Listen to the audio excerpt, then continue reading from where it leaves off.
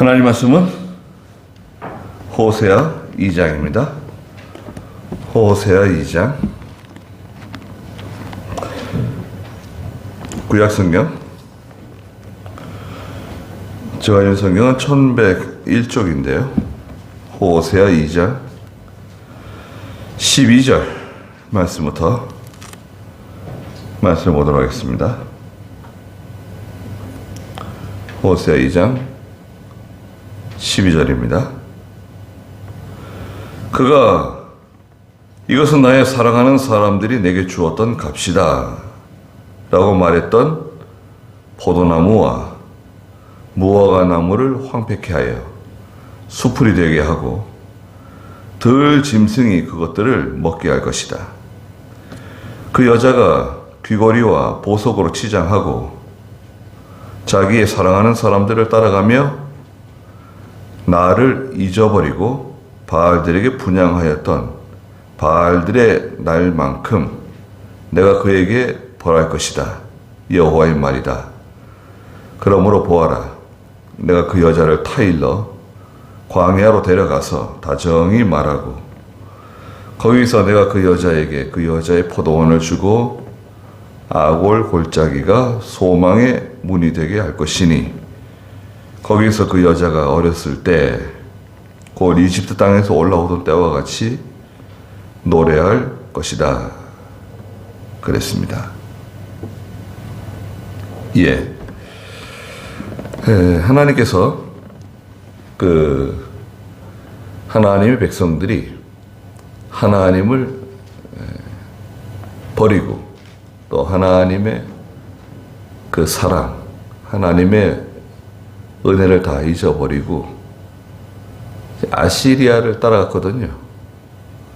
아시리아는 오늘날로 말하자면 영적으로는 세상입니다.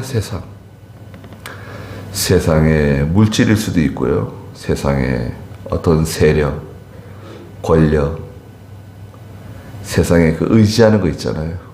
예. 요즘 뉴스라든지 이렇게 보면은 그 사람들이 의지하던 거, 자기가 다 준비한 거, 돈을 그냥 어마어마하게 다 숨겨두고, 저수지를 만들었대요, 저수지. 그 저수지 어디 물을 담아놓는 저수지가 아니라, 돈을 담아두는 저수지. 어떤 저수지가 있는 거예요. 그리고 필요할 때마다 돈을 거기서 이제 뽑아 쓰는 거예요. 몇 억씩, 몇십억씩.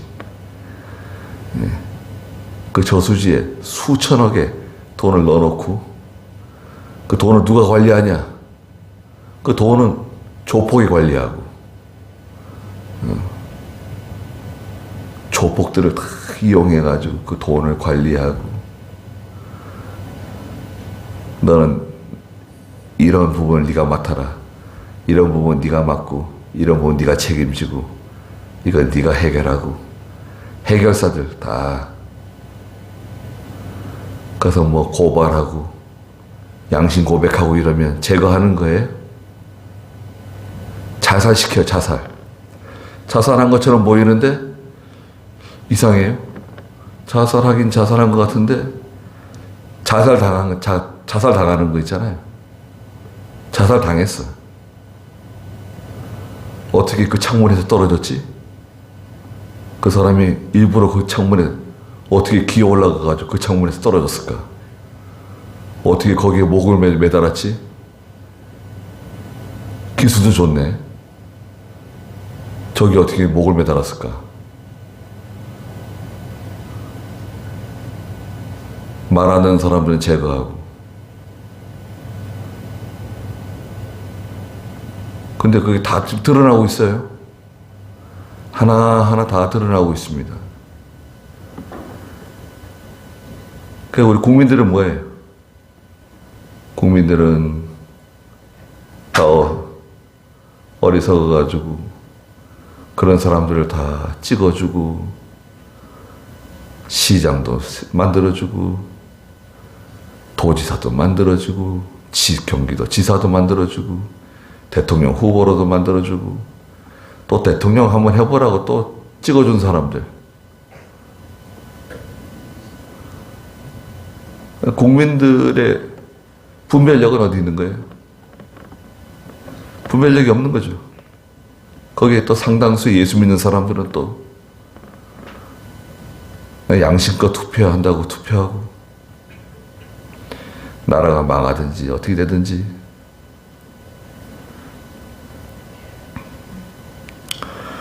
자, 그거 의지하는 거예요, 사람들은. 그게 지금으로 말하면 영적으로 아시리아예요, 아시리아. 돈을 의지하는 사람, 세력을 의지하는 사람, 권력을 의지하는 사람, 어떤 국가를 의지하는 사람. 하나님의 백성들이 아시리아를 의지했어요. 또 아시리아가 나를 좋아하는 것 같아요.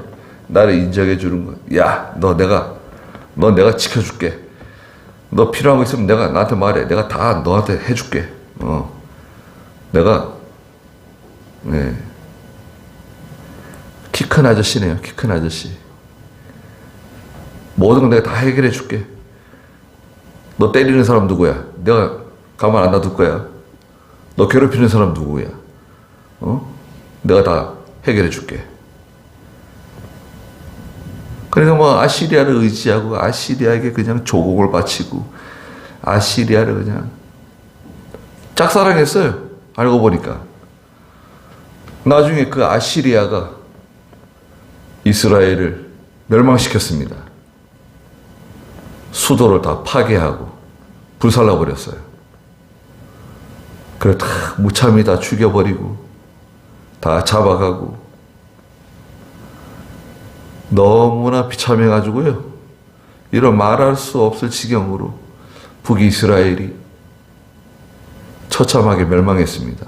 성경에 다 기록되어 있어요. 열왕기서에 역대서에. 자, 오늘날 예수 믿는 성도들도 똑같이 세상을 의지하고 돈을 의지하고 사람을 의지하고 권력을 의지하고 뭐 친한 사람, 뭐 가까운 사람, 뭐 형님, 언니 뭐 그러면서 서로 좋아하고 그냥 서로 아껴주고 친하게 지내고 같이 먹으러도 다니고 같이 놀러도 다니고 얼마나 즐거울까요? 예배당에 나오는 게 이렇게 즐거울 것 같으면 참 좋을 텐데. 그런데 결국 그들이 이제 배신하죠. 그들이 배신하고 말하자면 등에다가 칼을 꽂는 거예요. 다 빼앗기고 다 사기 맞고 빌려달라면 다 빌려주고 도와달라면 다 도와주고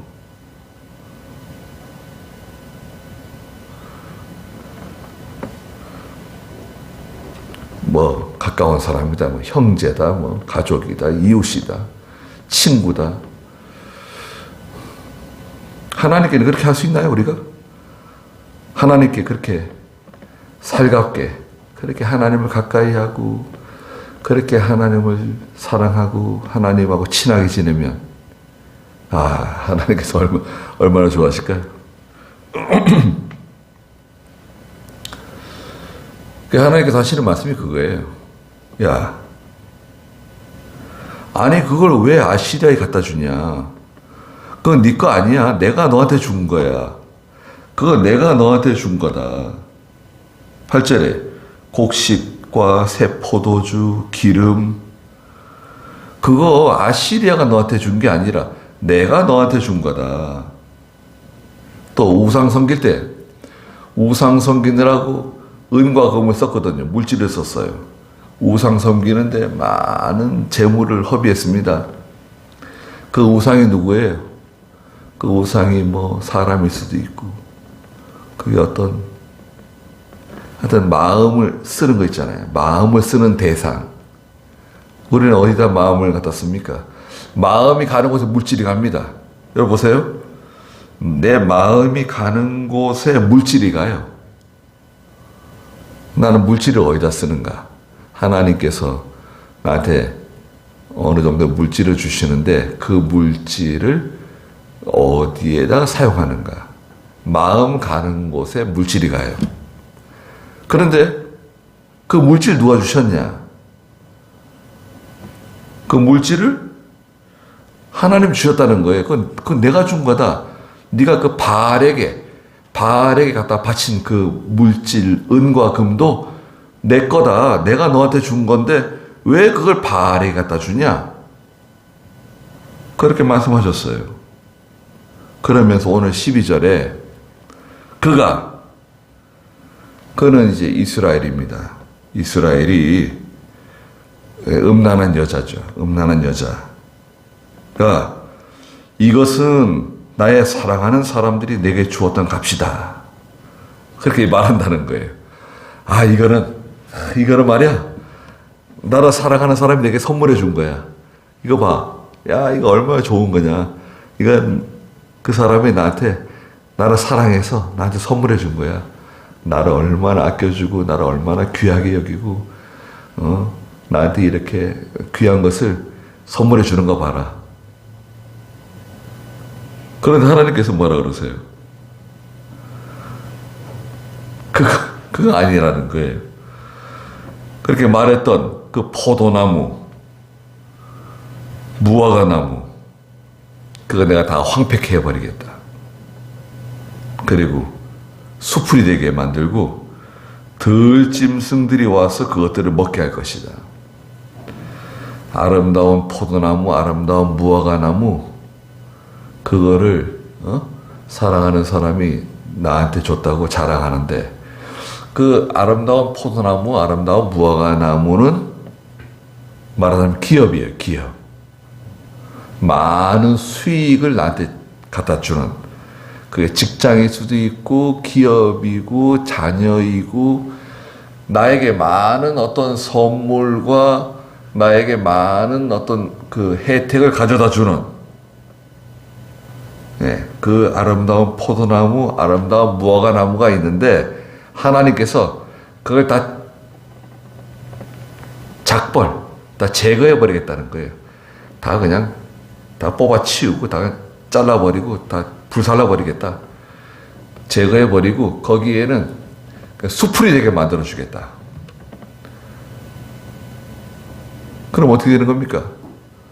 그러면 그 아름다운 나에게 혜택을 주던, 나에게 소망이 되었던 그 수입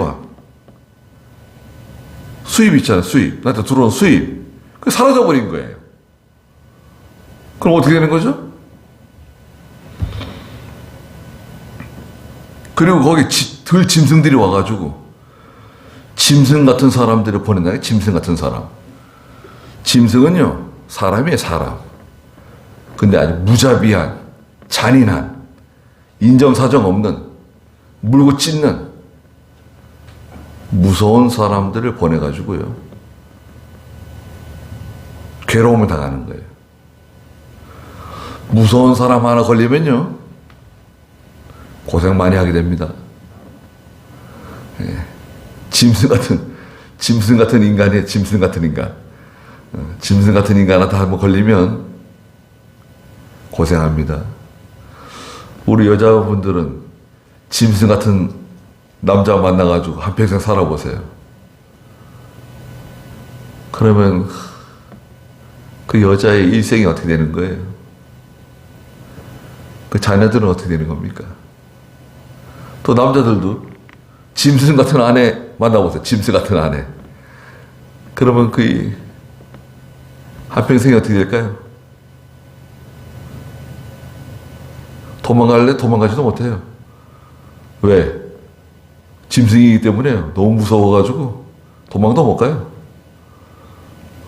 지구 끝까지 따라올 것 같아.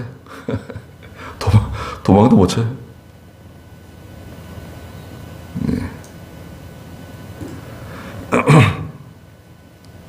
무서운 사람을 만나게 됩니다. 하나님 버리셔가지고요. 하나님 하나 쑥 집어넣는 거예요. 무서운 사람 하나. 그게 아들이 될 수도 있고요. 딸이 될 수도 있고, 형님이 될 수도 있고, 동생이 될 수도 있고, 친구가 될 수도 있고, 거기는 아름다운 포도원, 아름다운 무화과 나무가 있던 자리인데 짐승들이 들어와가지고 활개를 치고 다니는 거예요. 13절에 그 여자가 귀고리와 보석으로 치장하고 자기의 사랑하는 사람들을 따라다니면서 하나님을 다 잊어버렸다는 거예요. 귀고리와 보석으로 치장했다고 하는 것은 사치하고 향락하는 성도의 생활이에요. 성도가 이 세상에 사치하는 거예요. 또 향락적으로 살아가요. 향락적인. 예. 예수 믿는 성도가 세상에서 잘 사는 거 죄 아닙니다. 열심히 일하고 절약하고 또 열심히 공부해가지고 투자도 하고 투자에 대한 수익금을 얻기도 하고 열심히 일해가지고 돈을 벌고 사업을 열심히 하고 잘하고 좋은 기술을 가지고 하는 거 잘못된 거 아니에요. 세상에서 예수 믿는 사람이 좋은 집에 사는 거 죄 아닙니다. 좋은 차를 타고 다니는 거 죄 아니에요. 그러나 사치는 뭐냐? 사치는 분수에 지나치는 거예요. 자기 분수에 지나치는 거. 돈이 있다고 해서 다 쓰는 게 아닙니다. 자기 분수에 맞게 쓰는 거예요. 아니, 내 돈 가지고 내가 쓰는데 무슨 상관이냐? 상관할 사람은 아무도 없어요. 이제 하나님이 상관하시죠. 그 돈 하나님 주신 건데, 우리는 관리자예요, 관리자. 여러분, 우리는 관리자입니다. 내가 살아있는 동안 내 이름으로 되어 있는 것을 내가 관리하고 내가 사용할 수 있어요. 그런데 조건은 뭐죠? 하나님 뜻대로 사용하고 믿음으로 사용해야 되겠죠. 하나님께서 우리에게 주시는 모든 물질, 환경, 사람, 기술, 지식, 배경 이런 거 왜 주시는 거죠? 첫째는 먹고 살라는 거예요. 세상에서 먹고 살고 자녀들 키우고 교육시키고 먹고 살고 두 번째는 뭐합니까? 두 번째는 믿는 일에 잘 사용하라는 거야. 믿는 일에. 물질. 믿는 일에 잘 사용하는 거예요. 가져가지도 못하는 거니까. 예. 그리고 교회는 뭐 장년부가 됐든 주일학교가 됐든 어떤 부서든지 간에 1년 수입 있잖아요. 1년 수입에 대해서 그에 다 쓰는 게 좋아요. 네. 하나님께서 그에 주시는 거 있잖아요. 그에 다 쓰는 게 좋습니다. 또 새해가 되면 또 하나님 또 주실 줄 믿고 과도하게 아낀다고 해가지고 남는 것도 아니고 대신 사치를 하면 안 돼. 사치하면 안 됩니다. 예. 내가 가지고 있는 건 내가 알아서 하는데 무슨 상관이냐? 그럴 수 있는데요. 하나님은 상관하세요. 하나님께서 주시는 물질이기 때문에 하나님께서 관여하세요. 그 사치하고 향락하게 되면 죄를 짓게 돼요. 사치하잖아요. 죄를 짓습니다. 공식 같은 거예요. 공식. 예를 들자면요. 어떤 사람들은 성형을 하잖아요. 성형이죠. 처음에 뭐 쌍꺼풀 수술도 하고 보톡스도 맞고 뭐 이제 그러면서 이제 다녀요. 그러다가 이제 효과가 생겼잖아요. 예쁘다 그러고 잘 됐다 그러고 머리카락도 심고 그런데 턱도 좀 깎고 코도 좀 세우고 뭐 그렇게 시작하면서 성형 중독이 돼요. 성형 중독. 어떤 사람은 성형하는데 한 9천만 원 썼대요. 남편 수입이 1년에 6천만 원인데 6천. 근데 아내가 성형하는데 9천 원 썼대요. 그래서 그 남편이 아내의 전에 그 사진하고 이후의 사진을 갖다 이렇게 보여줬대요. 깜짝 놀랐대요. 이야, 어디서 이렇게, 야, 완전히 다른 사람을 만들어 놓은 거예요. 와. 그런데 그 남자는, 힘들어 하는 거예요. 전혀 좋지가 않아요. 예. 왜 그렇죠? 그 아내가 성형을 하더니 어울리는 사람이 달라졌어요. 같이 노는 물이 달라졌어요. 노는 물이 달라지고 어울리는 사람이 달라지고 그러면서 바람이 났네요. 바람이 났어요. 바람 나는 것에 대해 가책을 받지 않아요. 미안한 마음이 없어요.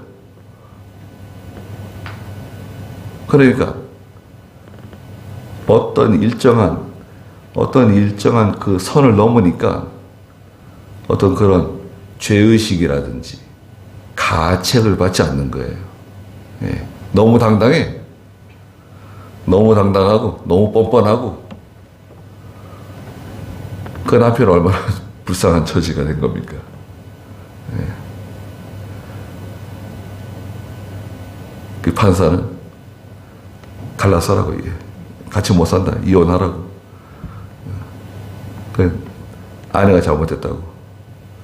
그 판결을 내리는 거예요. 그럼 그 여자는 행복해질까요? 그 남편이 모든 걸 다 대줬는데 남편이 대주는 거 가지고 자기 멋대로 다 하고 그렇게 뻔뻔하고 당당하게 살았는데 그 남편 없으면 이제 어떻게 되는 겁니까? 여기도 그래요. 하나님이 다 해주셨더니 이제는 너무 나간 거예요. 이제는 사치하고 향락하고 세상 일락에 젖어가지고 전에는 예배당에 오는 것을 좋아하고 기도하는 것을 좋아하고 예배 드리는 것을 좋아하고 섬기는 걸 좋아하고 봉사하는 걸 좋아하고 희생하는 걸 좋아했는데 이제는 다른 세계가 열렸어요. 이야, 이런 세계도 있었구나. 이야, 이런 노는 물이 다르네. 완전히 새로운 세계를 만났다. 이야, 여기서 한번 재밌게 놀아보자. 새로운 세계가 열렸어요. 그런데 믿음은 마태복음 16장에도 있는 것처럼 절대 두 주인을 섬길 수가 없어요. 두 주인.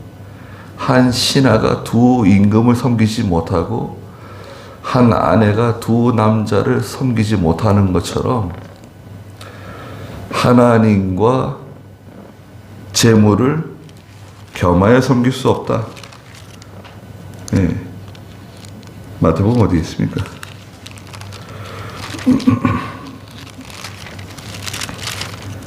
마태복음 두 주인을 섬길 수 없다. 16장이 아니라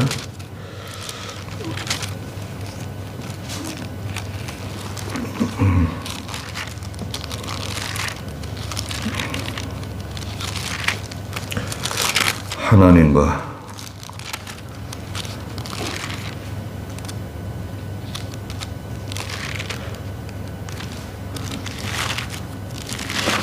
마태복음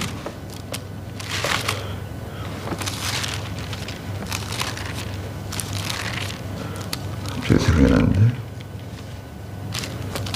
며칠에 있네.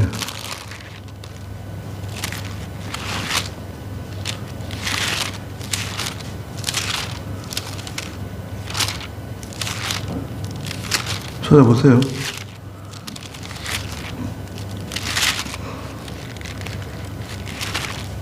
못 찾았습니까?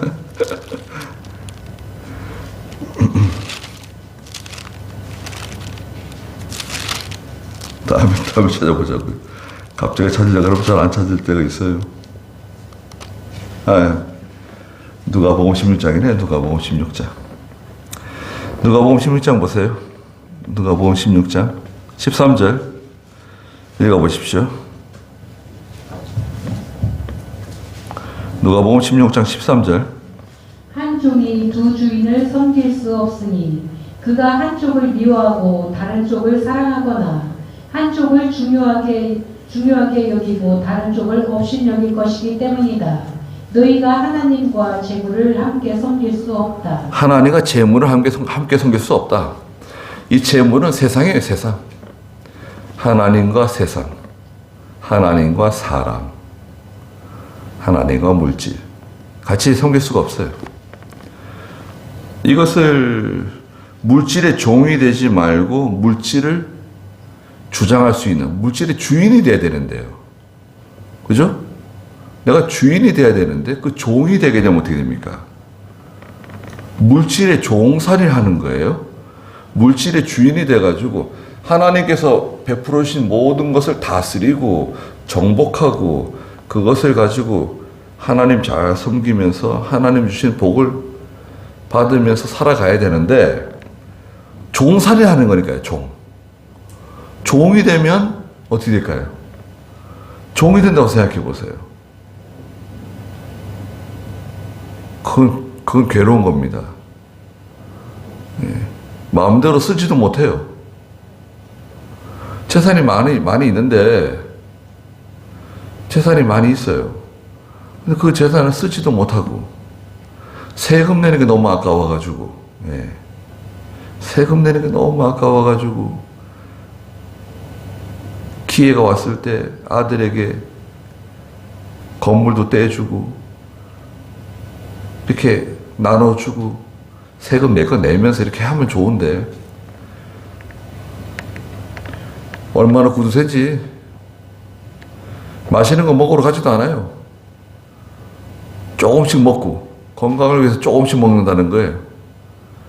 아니 건강을 위해서 조금 먹는 건 좋은데 좀 영양이 있는 것도 먹고 가서 삼계탕도 사서 먹든지 부인하고 같이 가서 삼계탕도 사 먹고 삼겹살도 가서 구워 먹고 한우도 가서 먹고 좀 가까운데 여행도 좀 다니고 좋잖아요. 뭐 거기 가서 뭐 건물을 사는 것도 아니고 아예 뭐 몇 시 가서 쉬었다가 오고 좀 그럼 좋잖아요. 근데 못 걸어 다녀요. 이제 못 걸어 다녀요. 소되면 받아내고. 아니 그 재산은 뭐예요? 그 재산은 왜 가지고 있는 거예요? 가져가지도 못할 건데. 그동안은 뭐 한 거예요? 그 재산의 주인인 줄 알았는데 내가? 알고 보니까 나는 그 재산의 종이에요. 종살이가 종살이. 그걸 지키기만 했어요. 아무도 못 쓰게. 종살이라는 거예요. 그걸 다스리고 그거 가지고 믿는 일도 하고 예수 믿거든요. 믿는 일도 하고 세금 좀 내면 어때요? 돈이 아주 많아요. 아주 많어. 세금 낼 거 내고 그거 하면 좋잖아요. 10억 뭐 물려주면 한 4억 세금 내고 끝까지 자기 이름은 다 해놓고 어떻게 하려고 그래 나중에?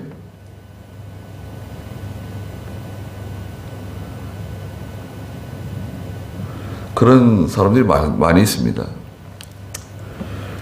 그러다가 사치하라는 건 아니죠. 하나님께서 주신 것을 잘 사용하면 좋은데 또 너무 그 허영심이 우리에게 들어와 가지고요. 일확천금을 뭐 하겠다. 갑자기 부자가 되겠다. 그건 안 되는 거죠.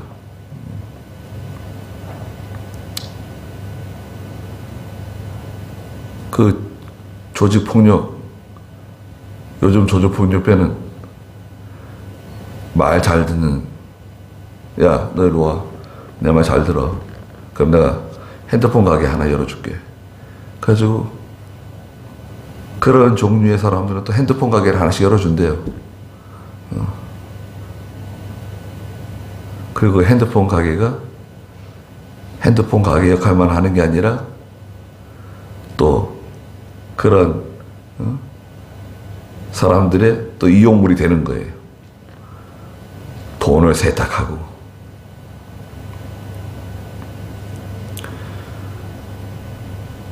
그러니까 껄렁껄렁 다니다가 그냥 걸려 들어가가지고 또 이용당하고 악한 일에 동원되고 마약을 배달한대요. 마약 배달. 마약 배달 성공하면 마약을 배달하는데 성공하면 수당을 주는 거예요. 성공수당. 많이 줘요. 몇 천만 원씩 줘요. 한번 배달하면 배달료 몇 천만 원씩 주는 거예요. 또 보이스피싱 돈을 인출하는데 성공수당 또 톡톡이 돈을 주는 거예요. 그런데 기웃기웃 가가지고 또 이용당하는 거예요. 그럼 어떻게 되죠? 다 같이 걸려들어요. 다 같이 거기 걸려듭니다. 예. 범죄 수익 같이 이제 다 걸려들어가지고 또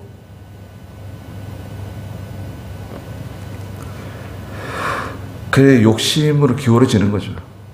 여기는 귀걸이와 보석으로 치장하고 자기의 사랑하는 사람들을 따라다니면서 나를 잊어버렸다.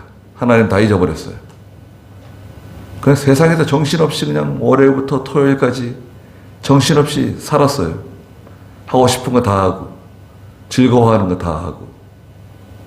근데 하나님은 까맣게 잊어버렸어요. 하나님은 까맣게 잊어버리고 지난 주일 무슨 말씀을 들었는지 다 잊어버리고 다 온전히 세상으로 살아가는 거예요.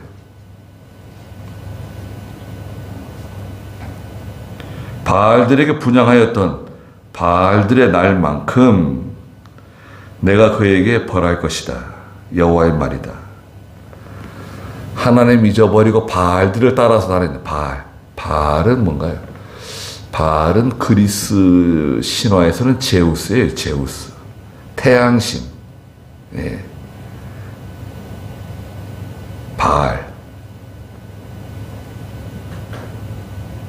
바알을 따라다녔어요.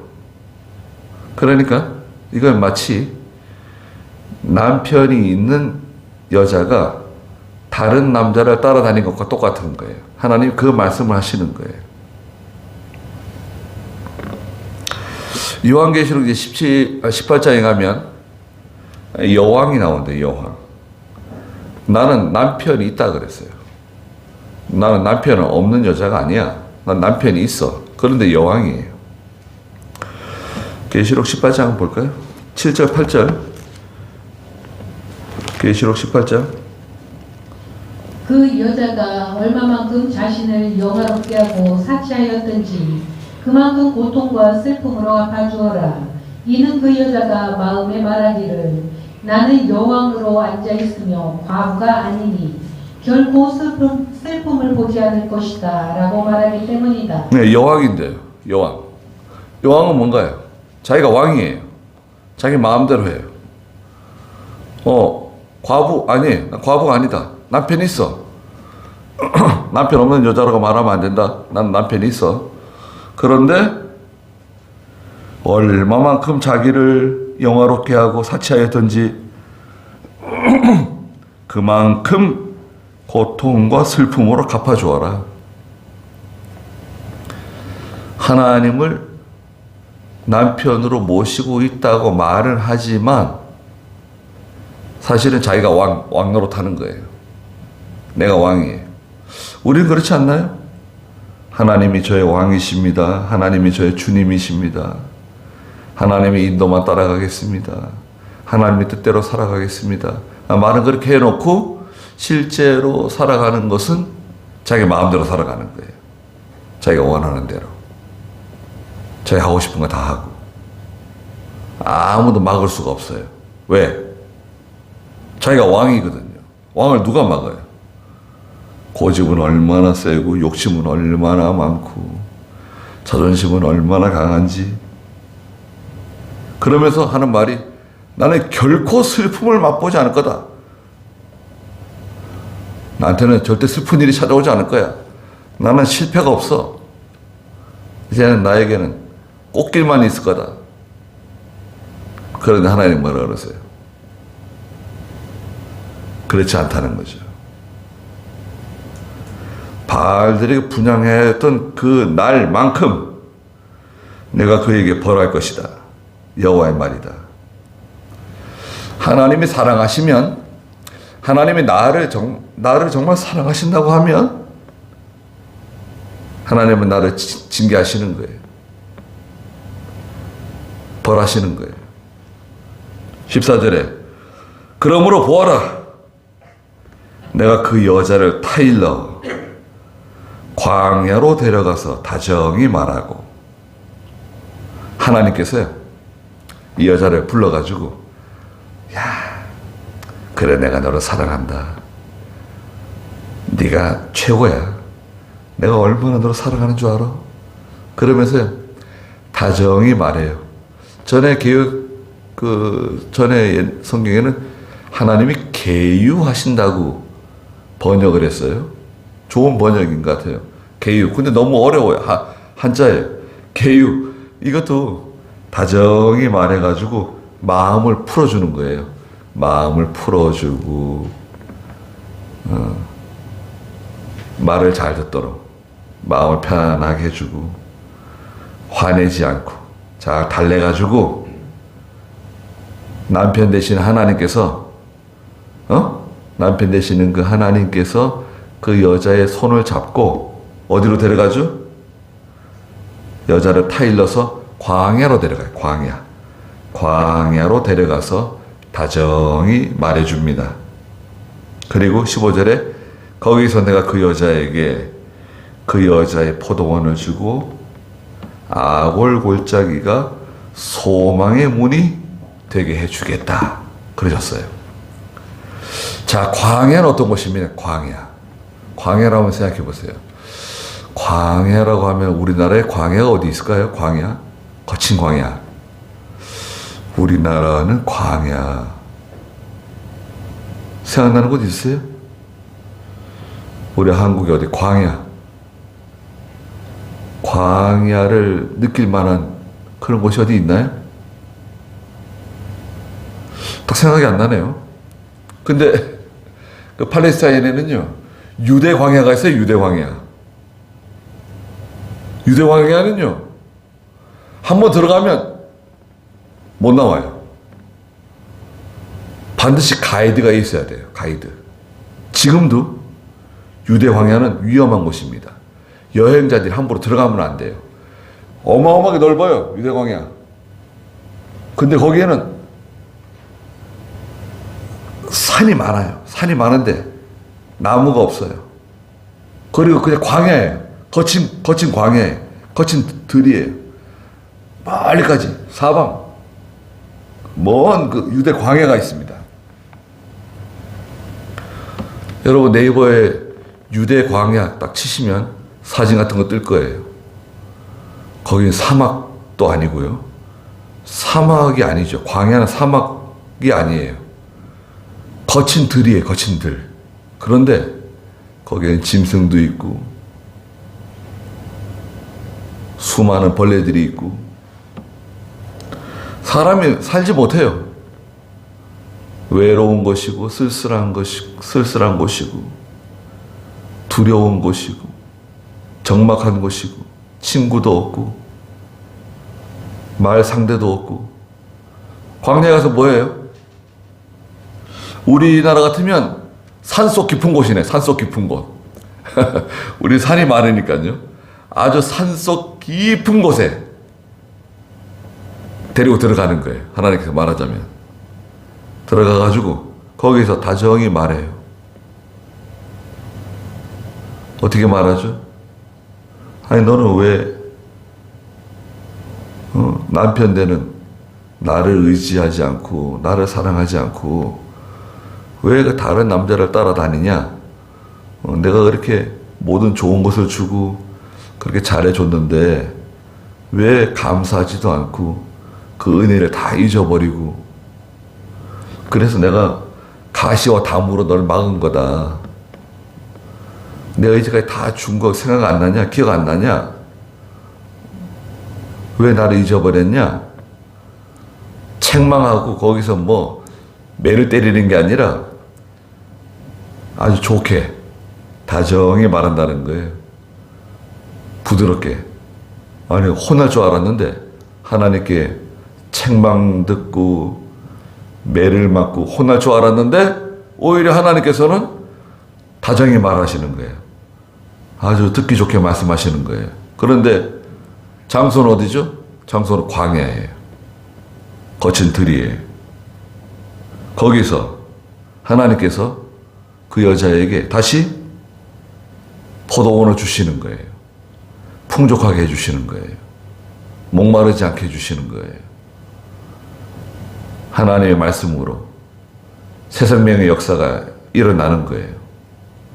포도주는 새 생명의 역사예요.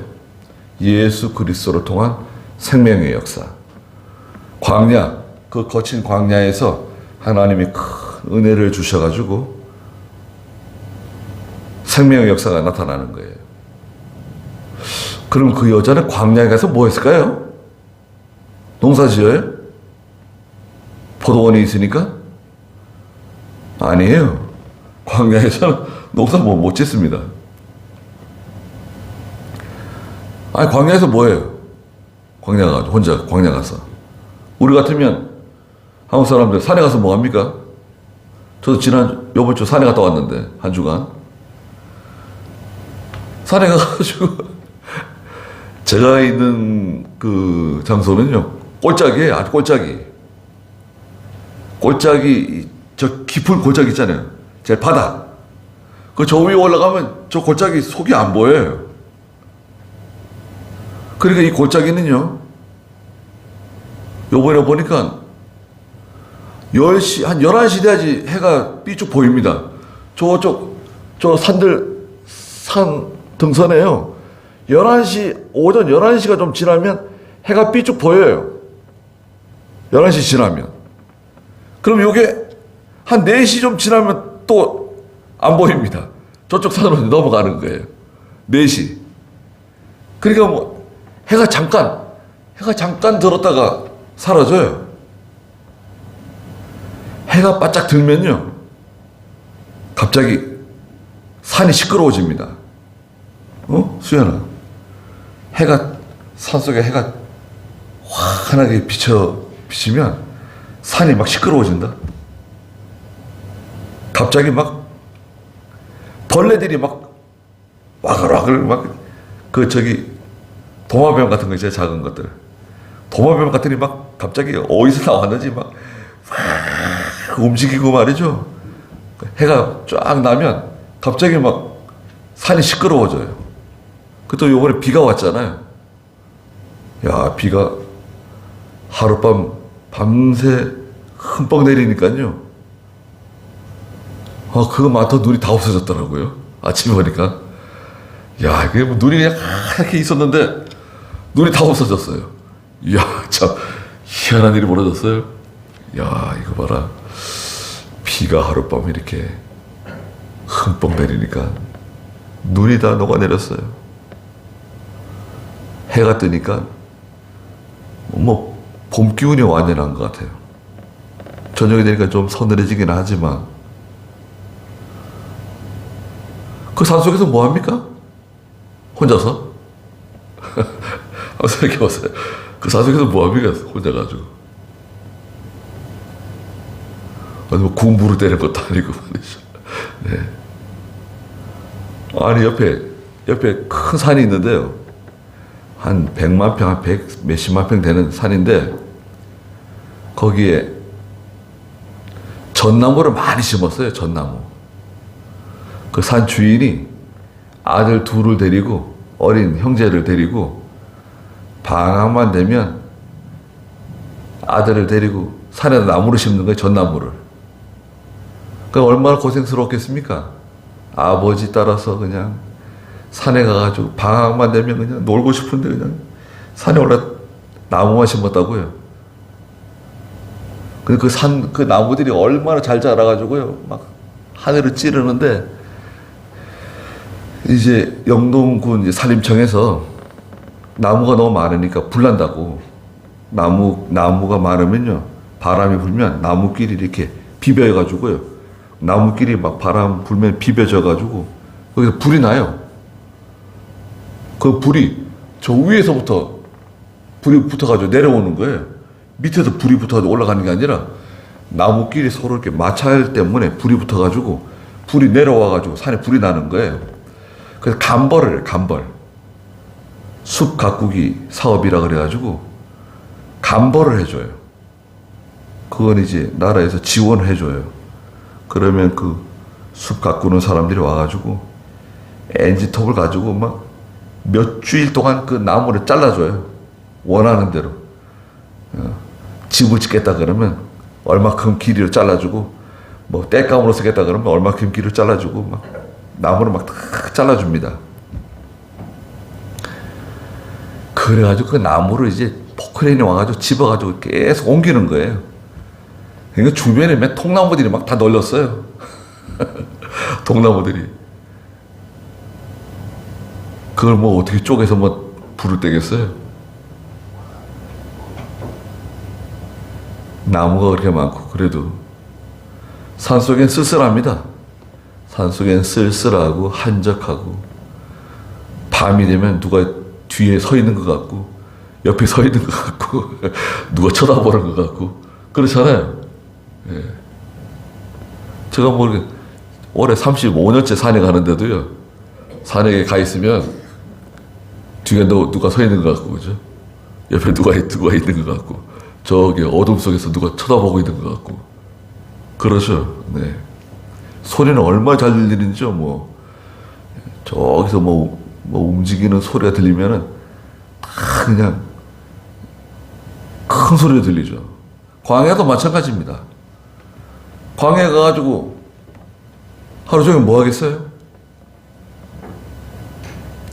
하나님의 백성을 하나님께서는 광야로 데려가십니다. 예수 믿는 성도를 하나님께서 등에다가요, 우리 성도 등에다가 하나님께서 독수리 2날개를 갖다 붙이세요. 요한계시록에 보면 독수리 2날개를 성도에게 딱 갖다 붙이셔가지고 성도는 날개를 퍼덕거리면서 광야로 날아갑니다. 광야. 요한계시록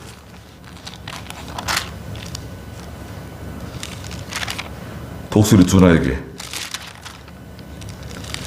14장인가요? 12장.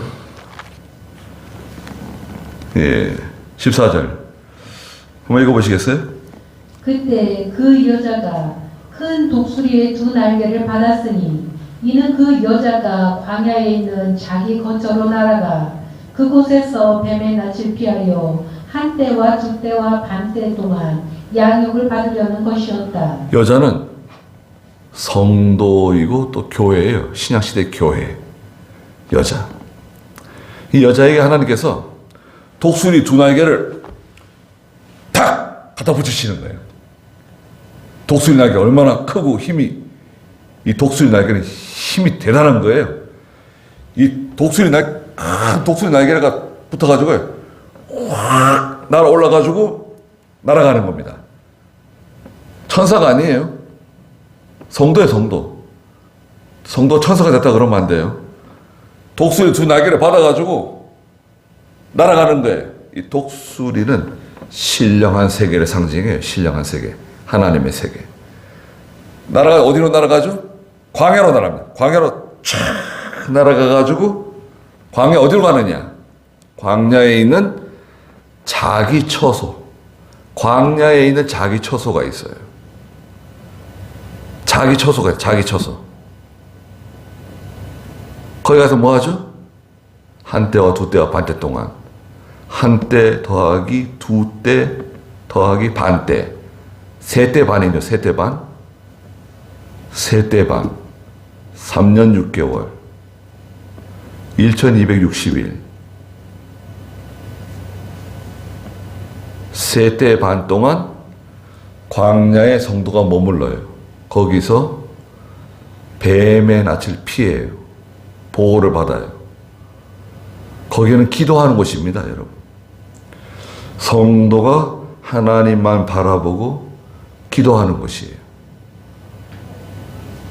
사치향락에 젖어가지고 거기에 도취되어 있던 사랑하는 아내의 손을 붙잡고 하나님께서는 하나님의 백성을 데리고 다 광야로 데려가서 다정히 말하면서 뭐라 그러시죠?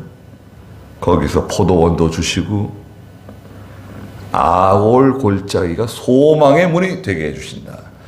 아골 골짜기가 소망의 문이 된다. 아골 골짜기는 어떤 골짜기입니까?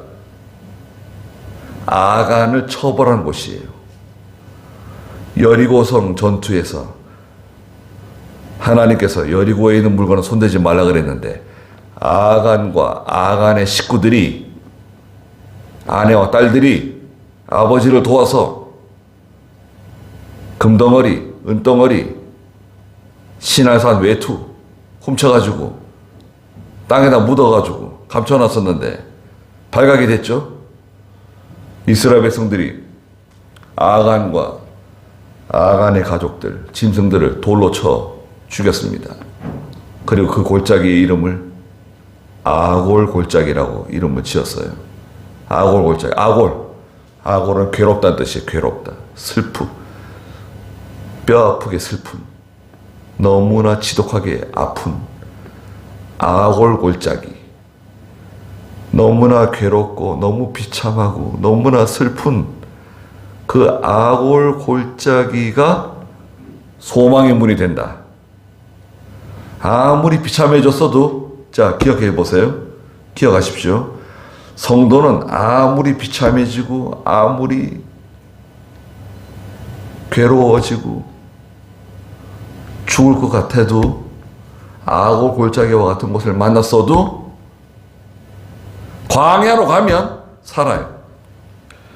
광야로 가서 하나님 의지하고 기도하고 하나님 바라보고 과거에 사치향락하고 아시리아를 바라보고 세상을 바라보고 마귀의 종살이하고 죄의 종살이하고 물질의 종살이하고 사람의 종살이하던 거 회개하고 바로 서면 거기에 소망의 문이 열려요. 아골 골짜기가 소망의 문이 돼요. 우리는 아골 골짜기에 있나요? 소망의 문에 서 있나요? 소망의 문에 서 있다. 그건 성공한 거네요. 근데 나는 지금 아골 골짜기에 있는 것 같다. 이러지도 못하고 저러지도 못하고 너무나 힘들고 괴롭고 슬프고 어렵고 되는 일이 하나도 없고 아골 골짜기. 거기서 하나님을 만나고 기도하고 그럼 소망의 문이 열립니다. 광야로 가는 게 광야. 나는 광야가 없다. 광야 하나 만드세요. 광야가 없는 분들은 자기 광야를 하나 만들어야 돼요. 자기 기도처를 하나 만들어야 돼요. 기도처. 얼마나 좋습니까? 기도처. 우리는 기도처가 있으니까 기도하러 가지도 못하게 만들어놨잖아요. 야, 참 그것도 하나님께서 어떻게 하시지 참 두려운 일입니다. 아니 기도하는 곳을 기도하러 못 가게 막아놨으니 하나님께서 참 얼마나 진노하실 일인지.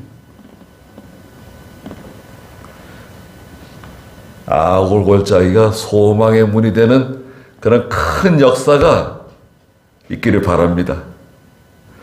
기도하시자고요.